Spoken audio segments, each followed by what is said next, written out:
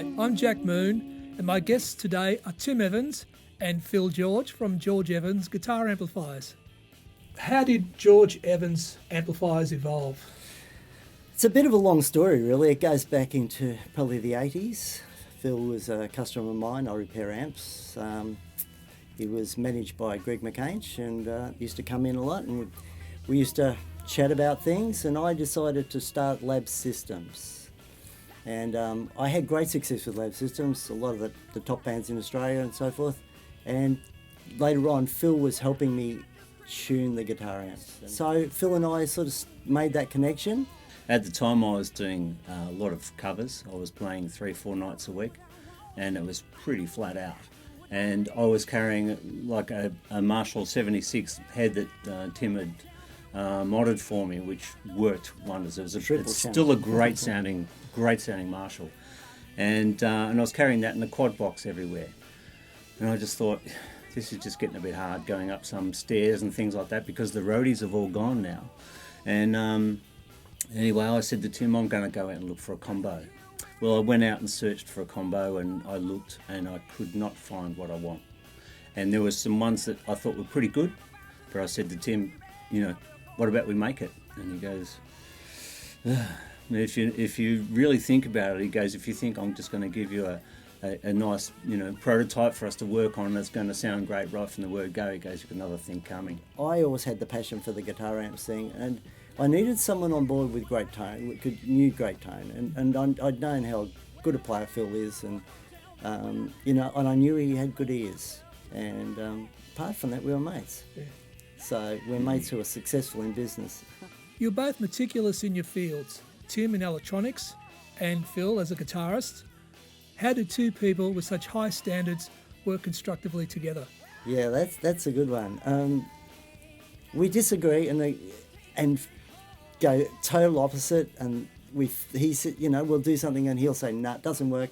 The one thing I found is eventually we actually find the same place. We might finish the session and, we might start again another day. Yeah, we think, we're on a winner here, and the next day you come back and go, what? What were we thinking? Because your ear's just a gone, you've spent a day working on it. But no, I blame him for my baldness, and that's about it. Guitar amplifiers are nothing new, so you are essentially improving the wheel. So how do you approach that challenge? I think all of the great guitar amps were already made in the vintage years, and a lot of the great tones that all of us have ever heard in our lives came from those amplifiers. But we knew what we really liked, and we thought, well, we're going to have to revisit some of those ideas from the past, and let's incorporate the best of all that in our stuff. It's the components and the small touches. And we recognised critical areas. We'd go, wow, when we change a capacitor over, we might have a tree or something with 3-4 caps on it, or 5 or whatever, and we'll try the different sounds, and I'll play it at the same time. And sometimes those things are critical, and we've just gone, hands down, you have to use those parts. Unfortunately, a lot of those parts are the expensive ones sometimes, but not always. But that's what you have to do. I get the sense you're more focused on quality ahead of profits. When I was young and guitar amps were built, labour was cheap. They were built with quality. Some of those amps are still fantastic. Today, everything's built for a price. We don't build for a price. It's not about making mass quantities of cheaply made amplifiers with cheap components and try to cut the bottom line, as you do in a large company. That's what they do. Trying to get a great amp and getting a great amp, it inspires me, and it inspires Phil. We just push ourselves pretty hard to get it right.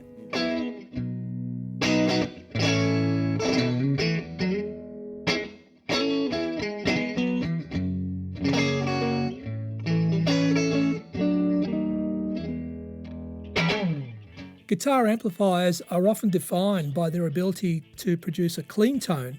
So what exactly is a clean tone? Good tone for me is an amp where it responds to the guitar and colours nicely, and it produces lovely overtones and got great touch sensitivity and great feel. How does a George Evans amp handle the wide variety of pickups, guitar designs and effects pedals? the tone to me is about the texture of what you get with plugging in different guitars with it. You know, if you want to look at an amp with good tone, you've got to be able to plug a Telecaster into it, Yeah. a nice Strat, a Les Paul, a high gain guitar like a music band Luke or something like that, or a Ernie Ball Axis, and you've got to be able to plug all of those guitars in 335. They've all got to sound good, and to find an amplifier that responds and behaves beautifully and gives you classic tones with a Les Paul. Some amps are very, very complicated, and we tried to uncomplicate things and just concentrate on the tone. Yeah. And a lot of the little bells and whistles are things that are needed there for tone shaping, for gain shaping, for tone shaping, more top end, less top end. You know, we're always thinking of things that that will improve what we've already got. I play with an SG a lot and a Telecaster and a Strat, and I've got to say, the one thing that really is important to me is my Strat sounds like a Strat, the Tele sounds like a Tele, and the SG sounds like an SG.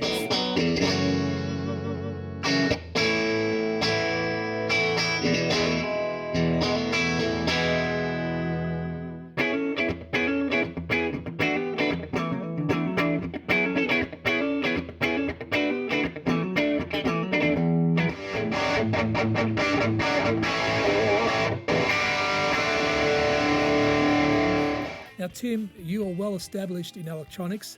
Tell us about your background. Well, my background's really, my interest in electronics was obvious.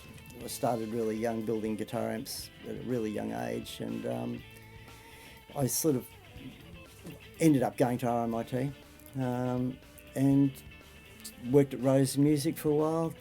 Loved that. But I just started, I had the passion to build and service amps, and that's what I wanted to do. I could have gone anywhere in electronics, but I chose to go this way. I got caught by the devil, the guitar, and that was it. You know, I kept going back to that. The Lab Systems bass amps you designed and made during the 1980s were used by some of our biggest touring bands. Yeah, look, it was really successful, and I was really happy with that. And it came from a point where I looked at all the Australian amps built, and don't get me wrong, because there's some early ones, the early Strauss ones were really good. But I saw a lot of stuff that I just thought, wow, this is pretty average. And I thought, I'm going to build something that I'm going to be proud of when I'm old. And to be honest, I am very proud of what we did with Lab Systems, to have all those bands, and still today, Lab Systems, you say Lab Systems and people go, you did that? Yeah, I did that. A lot of people think it was made in America. Those amplifiers, clearly, to me, are still the best bass amplifiers that have ever been made in Australian music history. And Phil, you've played the local music scene for many years. What's your story? Well, I started playing guitar at school. After school, I took off for 1 year and did it full time. And I made the decision back then that it was not to be, for me, my total career.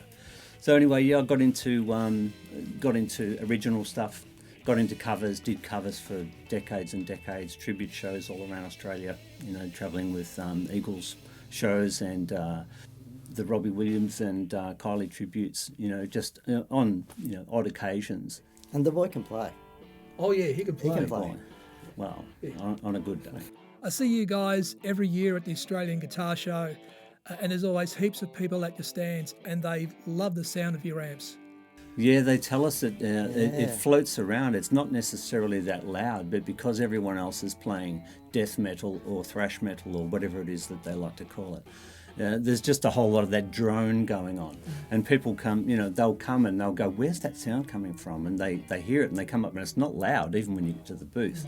But yeah, there's that sweet Strat tone. It cuts right through. Cuts through, yeah. It's there. Now, what kind of buyer would a George Evans amp attract? That's a really tricky one. I must say, a lot of the sales, I get customers coming for repairs. By the fact I just let them play, and then when they're finished, I switch off. And surprisingly, it always happens as they walk out the door. So how much? Yeah. Like we had a guy last year that said, look, you guys are not really competing with, say the average $4,000 amp. You're competing with 6s and 7s, let me tell you. That's who you're competing with. And we thought about it, thought, wow. You don't always get them because some people can't afford They it. mention the deposit, we don't. Yeah, but, This is one of the things that's emerging at the moment. You get the $2,000 or $3,000 pedal board, you get the $4,000 guitar, and you get the $1,000 amp. And I can tell you that if you get a $4,000 amp and you play a $700 guitar, as long as it's got good pickups in it, you're going to get a better tone straight off. Yeah. Now, from a player's perspective, how easy are the amps to service? and like I service a lot of gear. I do a lot of gear. And the one thing I know is that I would never make an amp that was hard to service. Our amp is a breeze. It's a really lovely thing to work on. It's easy to work on. It's simple. Yeah. Even I can work on it. Yeah, it's you that can. simple. Yeah, Phil does work on it. Yeah. That's a good story, that Yeah, Marcel that was story. a fabulous I've known story. Marcel a long time. He was a Lab Systems endorsee, and he walked past at the guitar show. Phil said to him, "Have a play. Have a play." Anyway, he sat down and he started playing, and all of a sudden Marcel goes, and His face changed. his face changed. And he said, "You cannot fake that shit." Yeah, that's it indeed. And then the next day, on the Monday morning, I got a call. I've got to have that amp.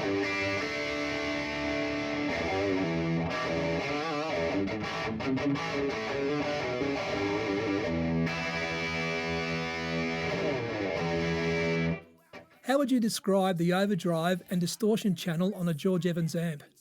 It's really only a medium gain. Yeah. We don't do high gain at all, but there is switching on the face of the amplifier. You can preset and pre-select your gain structures, and then from there, most of the time, all you need to do is simply change channels when it comes to channel changing times, solos, whatever. And you also have a solo control that can act as a boost over both of those channels as well.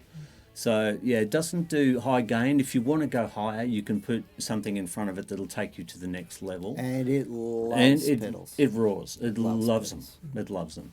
One of the cosmetic features on the amp I really like is the panel etching.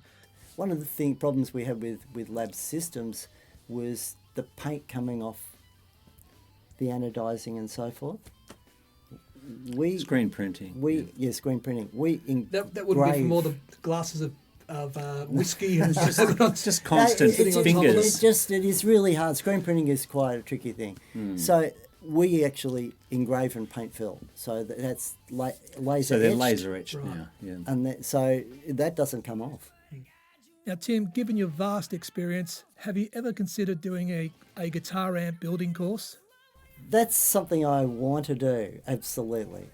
I'd probably have to get a bigger factory to do it though. So a little bit later on in life, that I would like to pass on my knowledge, and I'm sure Phil would like to pass on his knowledge. The George Evans brand name is a clever combination of both your names. I've got it, mate. And he goes, what? And I said, it's George Evans. I said, we just invented a guy. What do you reckon? He goes, done. Let's do it. There was Done. no argument, no discussion. There's no egos here. So Who it was comes just, first? and it was just timing We're as both well. involved. So, in a nutshell, why buy a George Evans amp? Well, it's built with passion, great components. It's built with reliability in mind. There's a little bit more. You can actually come and talk to the guys that build it. When the customer comes to pick up a George Evans, it's like us sending on one of our children off. It's We don't like to see it go. Yeah, it's like it is. It's like off you go into the. Thank you, Tim. Thank you, Phil. You've created something special at George Evans, and I wish you great success. Oh, thanks, mate. It's worries. been a pleasure being here. Actually, it's a good little thing you're doing for everyone in the music industry. Yeah. Cheers. Thanks very much. You're welcome, mate. Okay. Yeah, cheers. Thanks, Tim. Let's go get a coffee and some more of Anita's Let's cake. do it. Will do. Let's cake it up. Yeah, good philosophy. High quality product, Yep. reasonably priced, easy to service. Yep. You can tweak the amp if you want. Yep. Talk directly to the makers. Yep, absolutely. Fast turnover for service. Yep. And something that's going to hold its value and 50 years on, still live on. Should still be going. Absolutely. Yep.